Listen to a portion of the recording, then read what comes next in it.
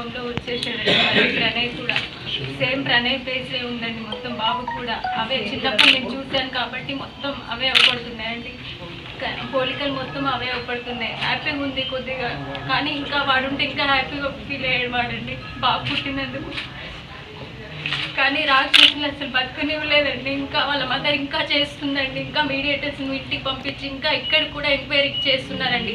అయితే ఇక్కడికి మేము వచ్చినప్పుడు కూడా కొన్ని ఇళ్లలో వెతికామండి. రెంట్కి అడిగినప్పుడు ఏం క్యాస్ట్ అని అడుగుతున్నారండి అందరూ. ఏం క్యాస్ట్ అయితే ఇస్తారండి అసలు ఈ ప్రజలు. ఇంకా వీళ్ళ మారుతీరావు లాంటి కులపిచ్చి రాక్షసులు ఇంకా ఉన్నారండి ఈ సొసైటీలో. వాళ్ళు మారాలి ముందు.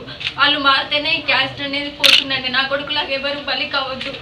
ఇంకా వాళ్ళ మదర్ కూడా ఇంకా చేస్తుందండి. ఇంకా ఏం కావాలి ఆమెకి, అదొకటి మాకు కావాలండి. ఇంకెవరిని చంపాలి ఆమె.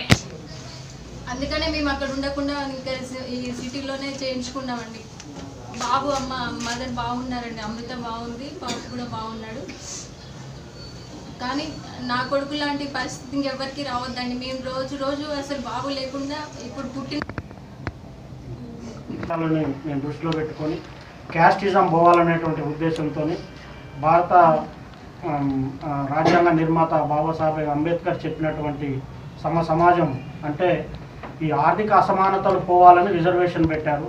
కానీ సాంఘిక సమానత్వం కూడా ఆర్థిక సమానత్వం ద్వారా వస్తుందని అనుకున్నారు. కానీ సాంఘిక సమానత్వం అనేది రాలేదు.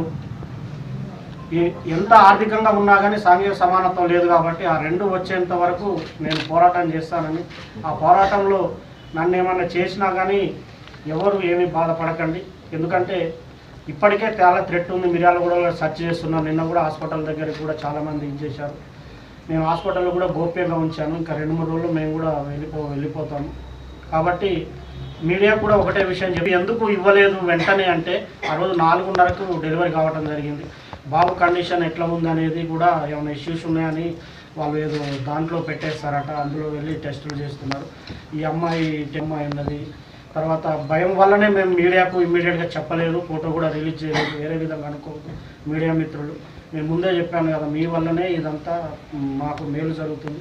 కాబట్టి అక్కని అడిగి అక్క ఎట్లయినా చేసి మీడియా వాళ్ళకి నేను చెప్పుకోవాలక్క అని చెప్పాను. కాబట్టి మీరు వేరే విధంగా అనుకోకుండా ముందు చేసేటటువంటి మేము చేసే మా కుటుంబం పాత్ర చాలా ముఖ్యమైనది. కాబట్టి హలో, మిమ్మల్నే యోయో టీవీ యాప్ డౌన్లోడ్ చేసుకున్నారా? ఇంకా లేదా? మీ యాప్ స్టోర్కి వెళ్ళి వెంటనే డౌన్లోడ్ చేసుకోండి.